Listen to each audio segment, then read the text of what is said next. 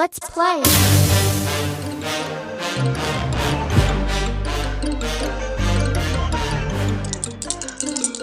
Tavers, the Meow Wolf role-playing game, is live and fully funded on Kickstarter. You will find collaborative storytelling, tactile inventory management, and goal-oriented story and character progression. Together, you and your friends will craft a story you won't soon forget.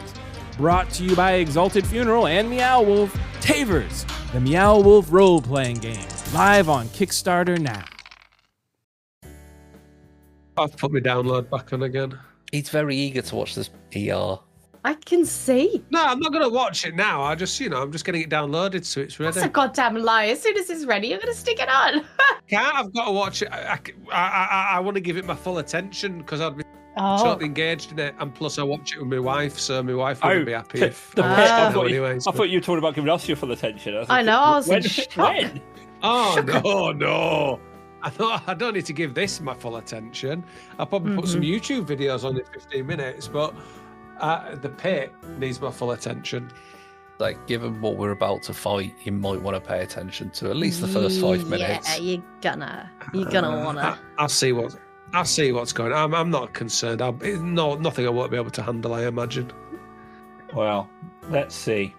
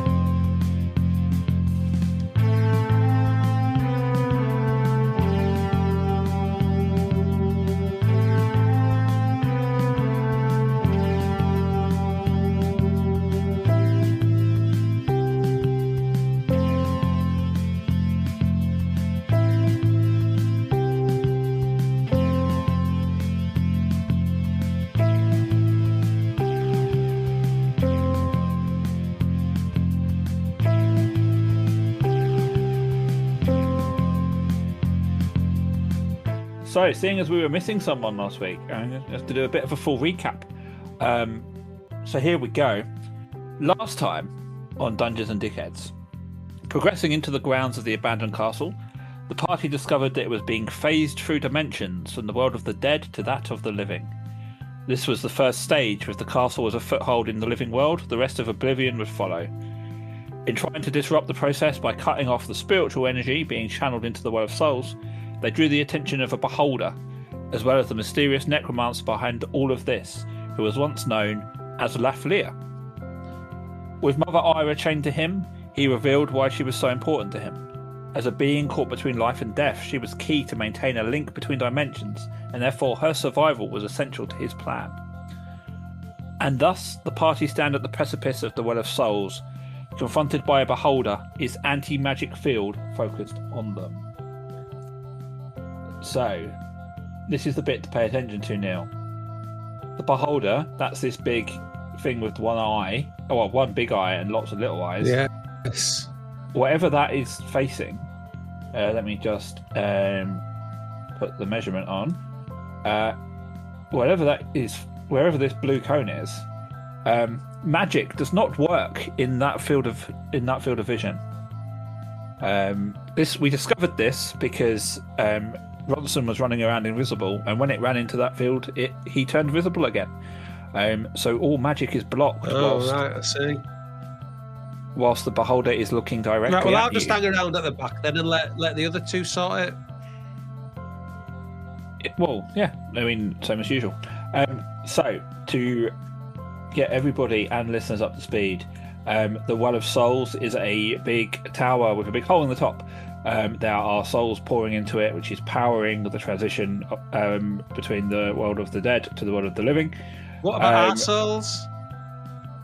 You said there's souls pouring into it, but what about our souls? Assholes. Yeah. Well, our souls. yeah, I'll leave that with you to work out, Neil. Lafleur, who is we now know is the name of the necromancer that Ronson let into, Ronson, reawakened. He is obviously who the town eventually became named after, is here at the gates, and he has Mother Ira chained to him. You know that he needs to keep her alive in order to keep the connection and get the castle phased through into the living world. Any questions? Everybody, I'm very worried about our souls being sucked off. Now, is there any way we could stop our souls? Maybe some kind of plug?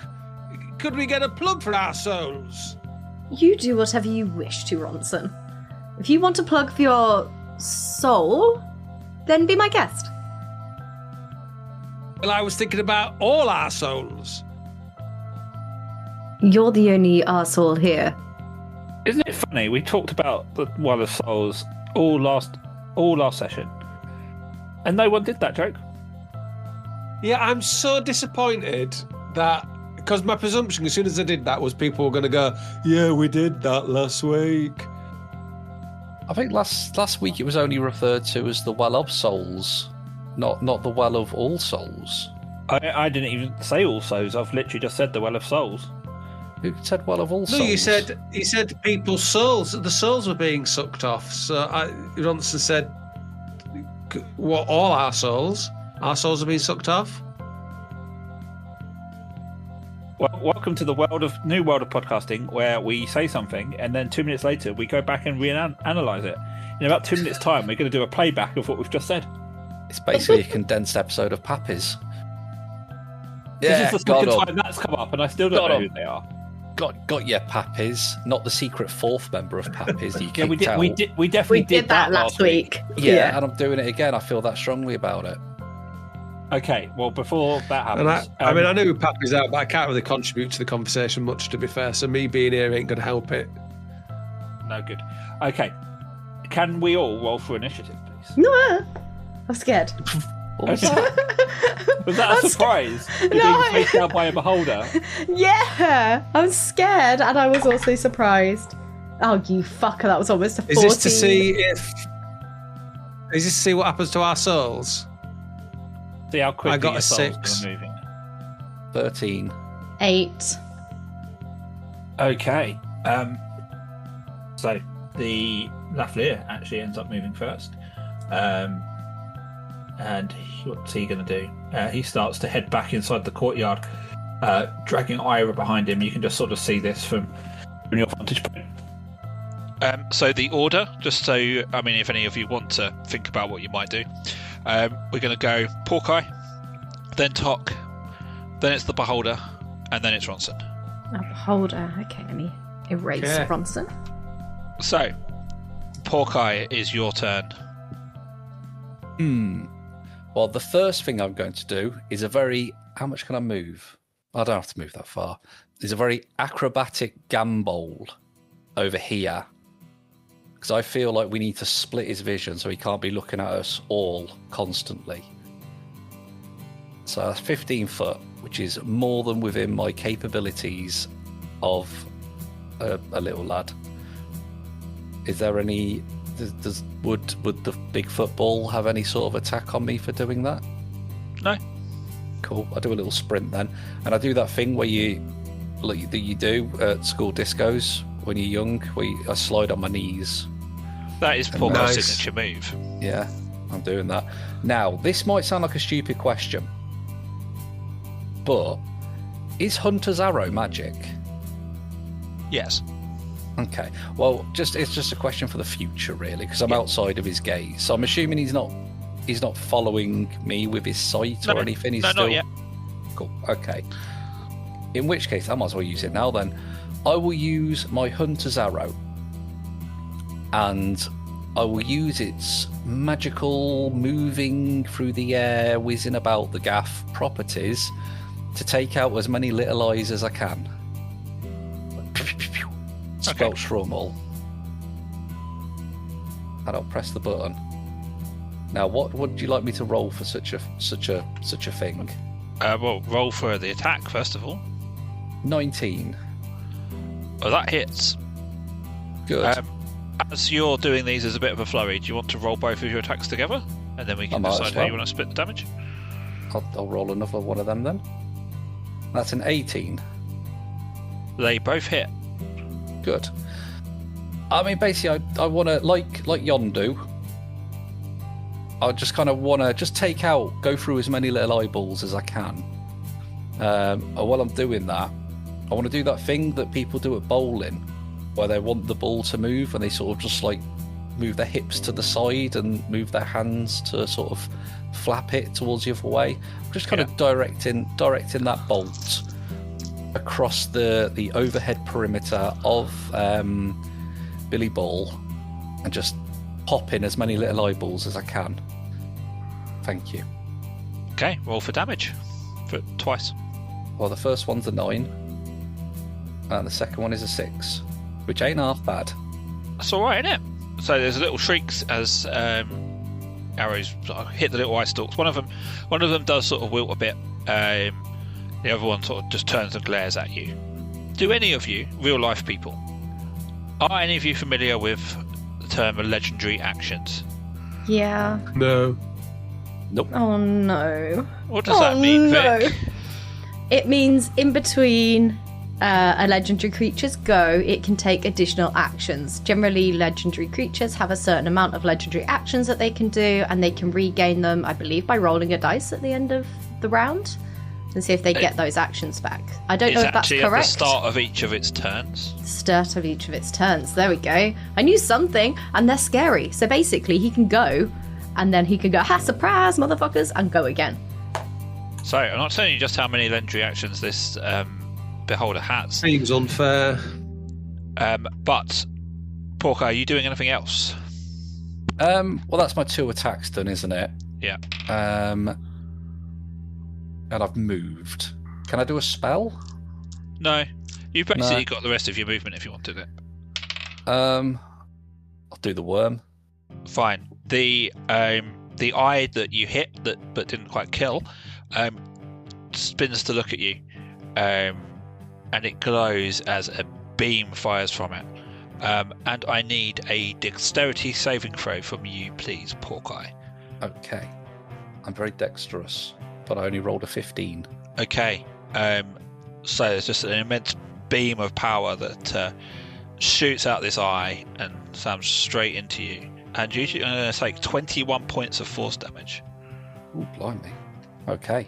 That's a lot. Tark, it's your turn. Oh my god. Okay, so I'm gonna look at Ronson. Just gonna pat him on the shoulder. Like, I think you both have got this. Give Bardic Inspiration to Ronson, which is a D8. Oh, is that magic? Oh wait, no, oh flipping heck, no, I can't do that. I'm gonna run over to Porkeye and do that. Go to the other side of the staircase. No, I'm gonna run over to Porkeye right next to him. I'm gonna tap him on the shoulder. Gonna give him Bardic Inspiration. Like, I think you two have got this. And then I'm gonna Dimension Door the fuck out of there.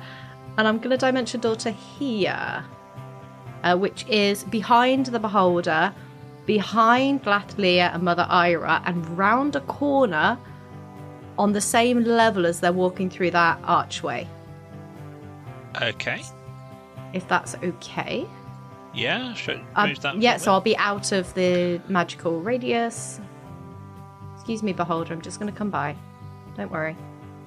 So the Beholder's like on the staircase, or underneath the archway, sorry, or wherever he is. But behind them's Lathlia and Mother Ira. And then you've got the big turrets and the walls and stuff. And there's like a little corner of the wall. And I would like to be there. So yes, right there. Perfect. Thank you so much. So Tok is dimension doored inside the courtyard. As your dimension door opens and you step out, you do see just the very faint images of just people milling around. It's like a ghostly sort of. It's not quite there, but like a ghostly, almost like market scene. It's like people there. They're not paying any attention to you or anything that's going on. They're just kind of half there. Interesting. Porkeye, make sure you get a D8 marked down. Okie dokie. Okie dokie. That's the Is end of that my you? turn. Yeah, that's me. I've got used my bonus action and I've used my action. I'm fucking out of there. Okay. Unfortunately, the only creature that the beholder can see that isn't in an anti-magic field, because the anti-magic field does stop the beholder's attacks as well, is Porkeye. So Porkeye, I need a Constitution saving throw, please. Okie dokie. 13. So the same eye sort of almost rears back and like a gunk sort of shoots out. You've got eye gunk flying towards you. And this hits you, Porkeye, and you are going to take 8 points of poison damage. Ah, that's not too bad. However, you are resistant to poison, I am indeed, I was about to say. so half it. 4 it is. It is now the beholder's turn. Oh no. It spins on the spot. It's kind of floating at the top of this staircase. It spins at the spot, its gaze back towards the last thing that moved that you can see, which is Porkeye. And it slowly sort of starts to descend down the staircase. You notice it's very, very slow as it sort of just bobbles about. Then one of the eye stalks sort of spins around, catches sight of Ronson, and also fires out a blob of poison. And I need a Constitution saving throw from you, please, Ronson. 10. Yes, that's not good. Yeah, I thought you had my D8 and then I realised it's with Porkeye. That is a fail. So this is a weird gunk sort of flies at you, and you are going to take 13 points of poison damage. How many hit points do you have, Ronson? Well, now I've got 39. Okay. Okay. Now I have. It's round to Ronson. I had a great idea as well until you decided it was going to be looking at me. So It's not. The anti-magic field is not looking at you. I am going to cast Mage Hand, and as I cast Mage Hand, I don't know why, I imagine it's purple. And this big purple hand, floating spectral hand, and it covers up the eye of the beholder, so it can't see. So you mean it? So it has to go directly in front of the eye of the beholder. So the hand goes and covers up the big eye, so it can't see anything. The eye which is admitting the anti-magic beam. So Yeah, as but soon does as it really quickly? Does it really quickly? No, because if I all of a sudden thrust my hand towards your face, you'd react, you'd close your eye, you'd go, oh, and you'd close your eye. So that's what's happened. He's closed his eye and it's gone over, and then when he opens it, nothing happens. Imagine it's like Cyclops, from the X-Men. If you put your hand in front of Cyclops' eyes and he closes his eyes, that's fine. As soon as he opens his eyes, your hand's going to get burnt off. Well, is it like ruby quartz that stops Cyclops' energy? So is there something that will stop this thing's energy? I don't know. You're going to keep trying, aren't you? But I don't know. So your mage hand floats up there. No, I'm not using Mage Hand. You told me it's not going to work, so why would I use you Mage did Hand? it. No, I told you it didn't work once you've done it. You've already done it. Oh, Ronson. Whoa, I think we need to clarify this. It very much seemed to me like you were saying that would be a daft idea, Neil, it's not going to work. Not you do it and it doesn't work. You were like, well, this is a daft idea, it's not going to work. So I don't think you committed to my idea then. So I don't think it worked. And it's a very Ronson thing to, as soon as the anti-magic feels off him, to just forget about it. All and right, try and I'll use tell you magic what, anyway. I'm changing it, okay? Instead of covering the eye, it's flipping you off. Okay. Dave. That's what the Mage Hands do now. It's flipping you off. Okay. So basically, I've wasted my spell, is what you're saying. Yeah. Can I throw something at it? Yeah, if you want. I'll throw that shitty drum at it. That gets tossed around a lot, that drum of the dead. That got mentioned last week as well. Roll me a strength check. Strength, yeah. Just click on strength at the top. Oh, Jesus Christ. 1. Oh my god. So you throw the drum, it kind of just drops at your feet. The drum skin hitting the floor, so it just turns it on, and it just starts screaming. Yeah, as it does. That were a waste of time, wasn't it? Well, what I'll do next is, as a movement, I'll just kind of rung to one side, rung back to the other. I just keep runging back and forth like that to confuse it. And as I do it, I say to talk. I can see your reflection in the ocular sphere of this legendary monster, and may I say, beauty really is in the eye of the beholder. Even though Tok is currently about 200 feet away, and I shout it quite loud. Yeah, it takes away the romantic, tone a little bit, but I shout it. I scream it as loud as I possibly can. She's not reflected because it's not looking at her whatsoever. So. Okay. Well, it was a nice I'm just line. rolling my eyes in the corner. Just rolling my eyes. Well, I thought that was a lovely gesture. Thank you, Shy Talk. Well, because Porkeye's reflection is being reflected in the eye of the beholder. So.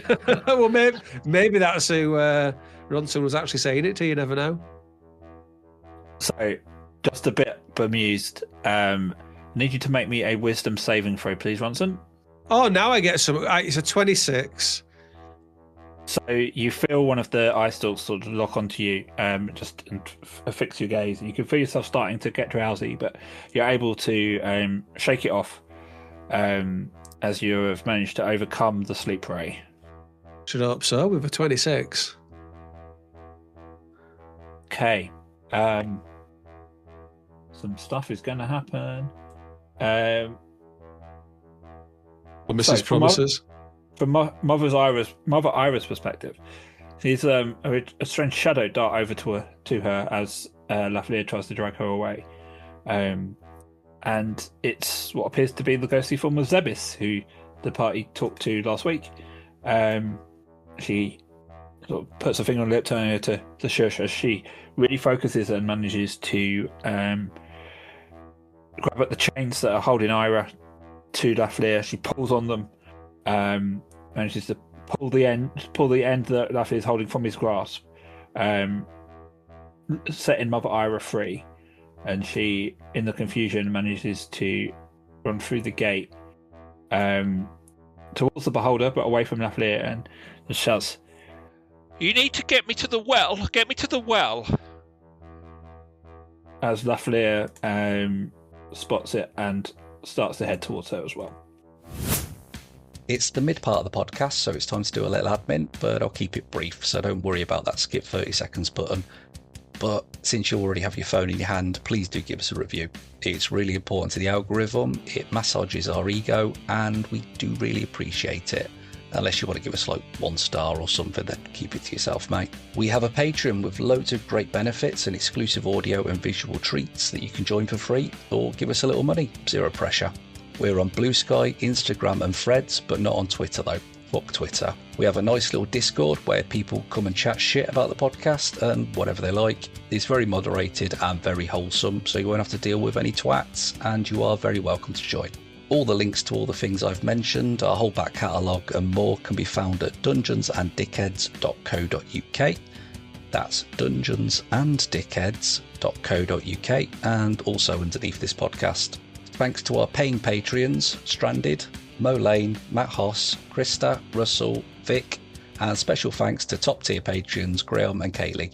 You're all good eggs though. I'll now return you to whatever the fuck was going on before I started talking via the magic of Stephen's editing. We're at top of the round. It is actually Lafleur to go next. So that was part of his turn. He moves to follow her, gets to just behind her. And that's kind of it. That's all he's doing. So it's back around to Porkeye. Hello. I'm not fully enveloped in the cone. Am I in the cone? You are in the cone, yeah. Okay, I take a 1 step to the side then. There we go. Whew. That was a worrying moment. I am going to hit it with Ensnaring Strike to start with. I have cast that. And then I'm going to ping out a couple of arrows to activate the ensnaring strike. Hypothetically, is there anything in particular the beholder's weak to? It's just a fleshy lump in it, I suppose. Okay, I'm going to use a wait. I got a plan. I'm going to use radiant arrow straight at his middle eye, hoping that some of the light that comes off it mightn't blind some of the other eyes. That's good D&D in that. Radiant arrow, go. Do it. 26. Ooh. Nice. Okay, so roll me for radiant arrow damage first. 9. Nice. Okay, so then it needs to roll a strength saving throw. What is your save DC? Where might I find such a thing? Under spells, you've got +3 modifier, +7 spell attack, 15 save DC. There you go. That then. Okay, so the radiant arrow hits the eye, kind of blinks, lets out a shriek, but also from the ground, a load of vines erupt forth, grabbing the beholder and restraining it. I see. The next thing I was going to do was fire a flame arrow at the snares in the hope of creating smoke. But I'm not sure how fire damage against magic things would happen. Would it create some sort of smoke plume? Or Yeah, I would mean, it it's just be you've created plants, so it feels Okay. fair. I'm basically just trying to blind it a bit, but also keep it where it is. I mean, bear in mind, obviously, the fire will very quickly destroy the vines and Well, thorns, but Did the radiant arrow do any blinding stuff? Or am I not allowed to know that as of now? you don't know as of now. I'll do it again then, balls to it. And that's a 24. Definitely hits. And that is 13 damage. Okay.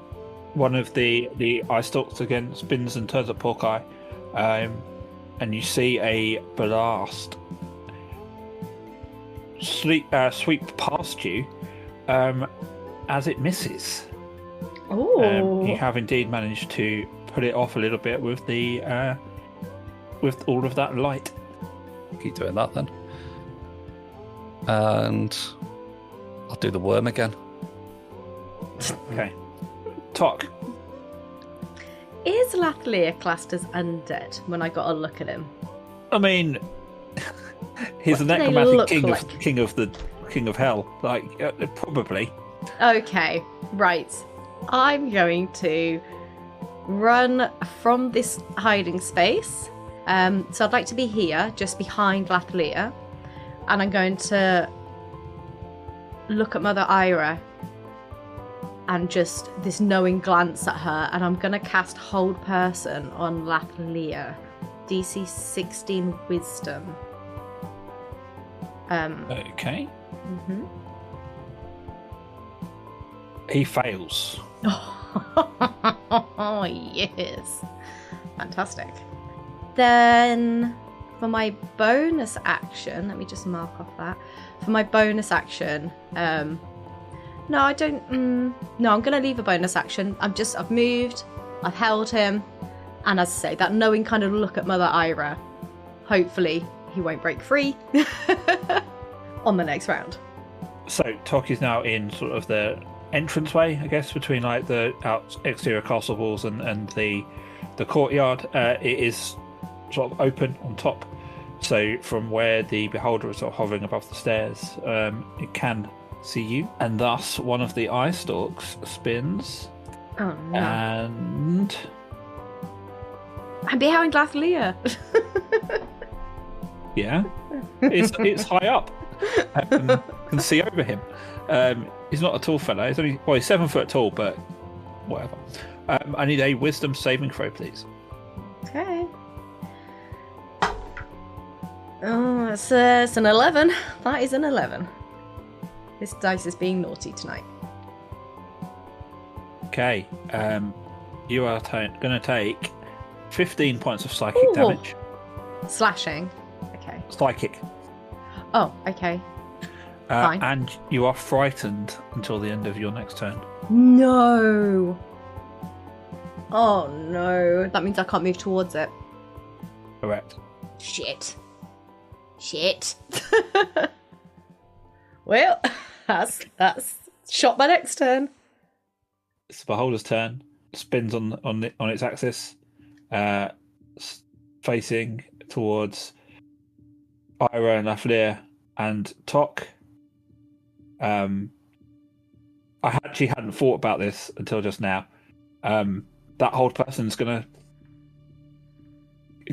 fail. It's stopped.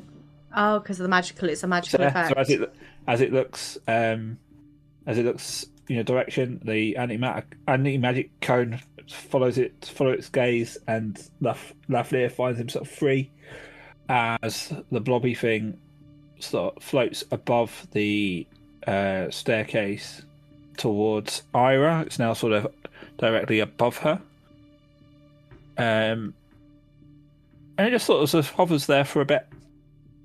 No, Dave. What? It couldn't see me. It was at the bottom of the stairs originally. It was no, but it's hovering. It was like it's canonically always been in the sky. That's how it could see you before. Ronson, it's your go. Damn it. Right. Okay then. So I will. Oh, you've bloody moved the bastard, haven't you? And the anti-magic cone is now facing downwards. So it's kind of from its eye downwards. How far can I move? How far can I move? 30. Do you preempt all my great ideas and then ruin them? I had a great idea then, but this ain't gonna work because I'd need to be the. Can you Misty Step as a 30 bonus action? No. What I was gonna do was I was gonna move up to him. I'm not telling you. You've ruined it, Dave. I'm not telling you. Right. What I'll do then is, it was a great idea. I'll just have to hope he comes. Well, I'll tell you what I'll do. So maybe I can do it on my next move, depending on how tough he is. I'm going to move to be entire 30 feet so I can get closer to him. So let me move here with 30 feet. There we go. Okay, I'm up on the stairs.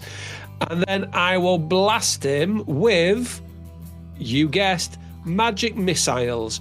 Apologies, by the way, listeners, if you were hoping for something really creative. I did have something creative, but Dave ruined it. So I'm going to blast him with magic missiles. Dave, please. What level? 5th level. No messing about. Ooh. Big guns. It's a 5. And how many of them? You should know, Dave. It's... Oh, hang on. Oh, God. Come on, Dave. You're supposed to know this. It even says it on your sheet. It's +4, so you get 7. It's +4, is it? I get 7. Yeah, if you say so. Right, so 7. 7 times 5 is 35, David. Thank you. Multiple magic missiles. They do their thing. Are you like sniping them at all of the different eye stalks? Because that'd be quite cool, wouldn't it? Yeah, I'll do. Yeah, sorry, I forget. You're supposed to be really descriptive, aren't you, when you do this? Yeah, so the magic missiles ejaculate out my fingers and spiral through the air, leaving little yellow stardust behind them. They shoot faster and faster towards the beholder, who is caught unawares as they ping, ping, ping, ping, ping, ping, ping, ping, hit his eye stalks. And he wiggles them around and goes, ooh. Nice. I am going to retcon myself because I have realised hold person isn't whilst this spell is active, they're paralysed and then they can try and break free of it. So Lafleur will remain paralysed regardless of the anti-magic. Ooh. Hang on, should the ball been able to move? Because I got him all held down. What did you hold him down with? With magic. No, with the thing. Your vine. I just rolled a retrospective strength check, and yes, he broke free. Oh. I actually did roll it, and he rolled an 18, and he gets a +3.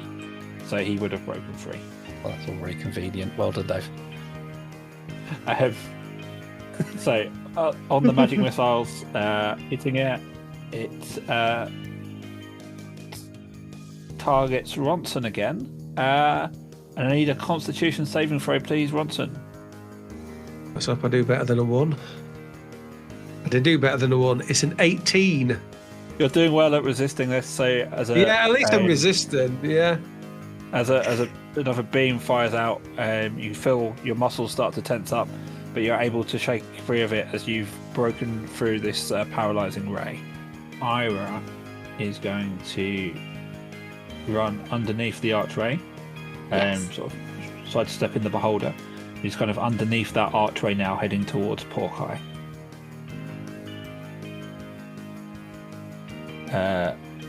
Right. What was the saving throw for the hold person, Vic? Was it a Wisdom 16? 16. Wisdom, yeah. Natural 1. Yes! So you can see Lafleur trying to struggle, but he just can't break free. So we're straight over to Porkeye. Hello. Okay. Have I still got sort of line of sight on him? I can still, like... Yeah, it's still quite high up, so you can see him. How high is he? It's probably about 6 feet from from that walkway. So it's probably about 12 feet in the air from where you are. Oh, okay. So my thought was I was going to run up the stairs, run up Ronson's back, and then just like jump onto his head and just start twatting him in the eye from on top of his head. But I reckon that's probably not going to happen, is it? I mean, what's Ronson? 5 foot? How tall is 5 Ronson? foot? He's 6 foot. 11 foot. Yeah, but 6 foot considering that 11. by the time you're up that walkway, I reckon the bottom of it is probably just above Ronson's head. And you've got a D8. That's true. It's a risky move, but you know what? I'm going to do it. So Porkeye starts running on the spot like it's in the Looney Tunes cartoon. Like his feet are moving and he's not, just to gather a bit of speed. And he takes that curve. He's got his hands flat as he runs, so he can keep like what's the thing when cyclists have those sperm-shaped hats on? Aerodynamic. That's it. He's keeping himself aerodynamic. He runs up. Effortlessly, I would say, jumps and lands on Ronson's back, takes another step off his shoulders and onto his head, and jumps onto the beholder's head. Okay, give me a... I'm going to be kind. I'm going to let it be an athletics check. If it help, I've got my hot water bottle on my lap, so I'd be limber. Does that help at all? Well, it means you get athletics rather than acrobatics, which is a +7 rather than a +1. There is that. Here we go then. 25. Yeah, I reckon you're okay with that. Cool. So I'm landed on his head. Yeah. And I start swinging my fucking axe about like nobody's business. Just hacking at stems, eyeballs, the big eyeball. I just go hog wild. Ganking him in the eye. Going hog wild with my axe. Roll me your 2 great axe attacks then. I don't know why the phrase hog wild has done me. That was so funny. I thought I'd missed something, but so, damage or attack? Attack. Okay. So the first one's a 13. And the I'm going to give you one's advantage. So let's take that second one as the advantage hit. So that first one hits. Okay. And the second one's a 16. Only one of... In which case, I'll roll my super special extra D8. It's an 8. So whatever I said before, plus 8. Cool. Okay. Yeah. 2 hits then. Roll for damage. First one is a 10. And an 8. Nice. And Tom? And I'm like one of those booking Broncos at hillbilly bars, yeehaw, etc. I've got hold of like 2 of the eye stalks, and I've got a cowboy hat now. I don't know if you noticed, I had a cowboy hat all this time. Well, Ray had lots of hats. Yeah, I've got a cowboy hat now, and I'm just yeehaw, ride on big blobby balls. Bobby Ball. He's called Bobby Ball now. Okay. I miss Bobby Ball. He used to come around for dinner on a Sunday. Okay, you know what? For that spectacular bit of D&D, It was spectacular, wasn't it? The eye stalks were too preoccupied to be able to shoot anything off this turn. Well, they'd be shooting themselves. I'm right yeah, in the they're middle of them. swarming away, Yeah. trying to get away from you. Tark, it's your turn. Okay, so I'm guessing that the aura doesn't take away my frighten because it didn't take away the whole person then. Correct, yeah. Fantastic. Okay, well, I can't run towards it, and there ain't no way I'm getting around it. So I'm just gonna frustratingly summon this little ball of fire in my hand and just fuck it straight in its eye. So I'm gonna roll for a chromatic orb, please. I think you're at disadvantage if you're frightened. Oh, I can't do that because it's magic and I'm in the zone. I'm not going to do that. I didn't say I 100% was also that. I literally can't do anything. Oh my god, because of this stupid tunnel. Get stabbing. I can't move towards it. Throw a knife. Yeah, or I could run away again. Oh my god, this is so annoying. Well, I'm gonna go back around the corner as my movement. And then... Oh no, I need to change what I'm gonna do. So... I don't want to keep using Dimension Door, but if I use Dimension Door to go the other side, this distance away, I'm not getting closer to it, I'm just moving to the other side. Dimension Door's fine because... Isn't that magic? Yeah, but she's I'm out not of the, in... she's I've out of the moved. Oh, coast. have you moved? Good work. Yeah. Yeah, I think Dimension Door's fine for cases of being frightened because you're not... Yeah, it's fine. Oh, I'm scared. I don't want to keep using it because I don't have very many... Okay, no, I'm not going to do that. I'm going to cast Counter Charm on myself. So, as an action, I can perform until my next turn. Any friendly creatures within 30 feet, I get advantage on saving throws against being frightened or charmed. So, if I can... That means hopefully I can get advantage on my roll for... being unfrightened. You automatically are going to not be frightened at the end of your turn. So the ray only made you frightened for one turn. Yeah, but that's what I was going to do and I didn't know that. So I will cast that anyway. And then if I go in towards it and it casts it again at me, then I'll have advantage on that throw. Because there's not much else I can do because I can't, everything's magic and that cone is right down that corridor. So I can't get an eye on it to shoot anything at it and I can't get close to it. So I might as well prepare myself for the next round. So I will use Counter Charm. And that's it. That's all she wrote for my round. So, Beholder, one of the Ice Stalks, manages to get enough action, and Porkai, I need a Constitution saving throw, please. Oh, I bounced off a 20. It's 11. Boo. Ew. Okay, so you are taking 10 points of necrotic damage. Okie dokie. I was saying okie dokie. Until the end of your next turn, your speed is halved. You can't take reactions, and you can either take an action or a bonus action on your next turn, not both. Question. Yeah. Does that spell not go through me and affect the beholder as well? No, because it's a beam. Yeah, but that's how beams work. Not if you're on top of it and it stalk turns at you and just fires it at you upwards, so it's not hitting its own body. Fair enough. It's worth asking. Who are you, Neil? No, I'm just thinking tactically. He wishes. Asking. So, the beholder, with Porkai shaking about on its head, starts moving around erratically and effectively dashes in the sky, moving towards the well. Hawkeye, I need a dexterity saving throw, please. I'm starting to think this was a bad idea. 9. Also, I've just realised I've been pressing the wrong fucking buttons. I've not been doing saving throws. I've been doing the ones at the top. Oh. That's annoying. Oh dear. Was this So one proper? amateurish. Did you do this one properly? I'm going to lie and say no. 15. You still fail. So as it's shaking about, you fall off.